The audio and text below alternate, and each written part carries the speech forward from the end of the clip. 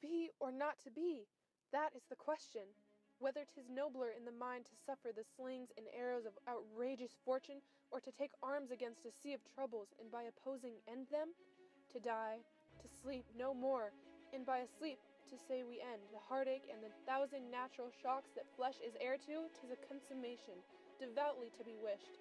To die, to sleep, perchance to dream. Aye, there's the rub, for in that sleep of death, what dreams may come when we have shuffled off this mortal coil must give us pause. There is the respect that makes calamity of so long life. For who would bear the whips and scorns of time, the oppressor's wrong, the proud man's contumely, the pangs of despised love, the law's delay, the insolence of office, and the spurns that patient merit of the unworthy takes, when he himself might his quietest make with a bare bodkin?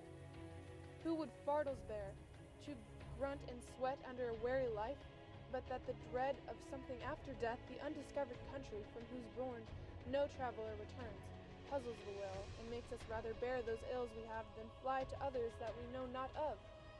Thus conscience does make cowards of us all, and thus the native hue of resolution is sicklied o'er with pale cast of thought, and enterprises of great pith and moment but disregard their currents turn awry, and lose the name of action.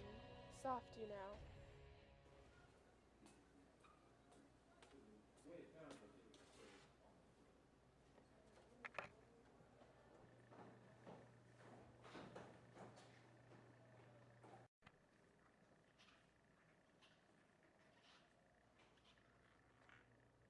The fair Ophelia, nymph in thy horizons, be all my sins remembered.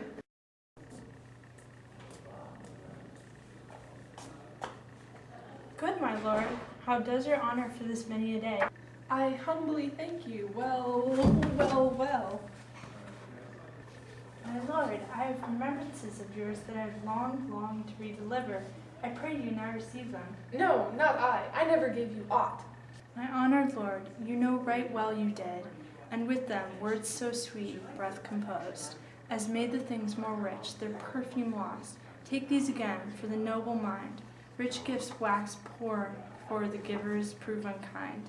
Take these, my lord. Are you honest? My lord? Are you fair? What means your lordship? That if you be honest and fair, your honesty should admit no discourse to your beauty. The beauty, my lord, is better almost that than the beauty. I did love you once. Indeed, my lord, you made me believe so. You should not have believed me. I loved you not. I was the more deceived. Get thee to a nunnery. Why wouldst thou be a breeder of sinners? Oh, help me, sweet heavens. If thou dost marry, I'll give thee this plague for thy dowry. Be thou as chaste as ice, as pure as snow. Thou shalt not escape calumny. To a nunnery go, and quickly too. Farewell. I have heard of your paintings too. Well enough. God has given you one face, and you make yourself another. You jig, you amble, and you lisp, and you nickname God's creatures, and make your wantonness your ignorance. Go to, I'll know more on it. Oh, what a noble mind is here overthrown.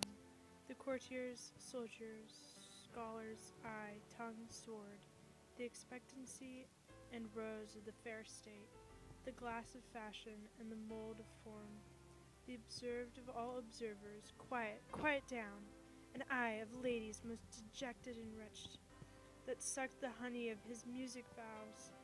Now see, that noble and most sovereign reason, like sweet bells jangled out of tune, and harsh, that unmatched form and feature of blown youth. Blasted with ecstasy, oh woe is me, to have seen what I have seen, see what I see.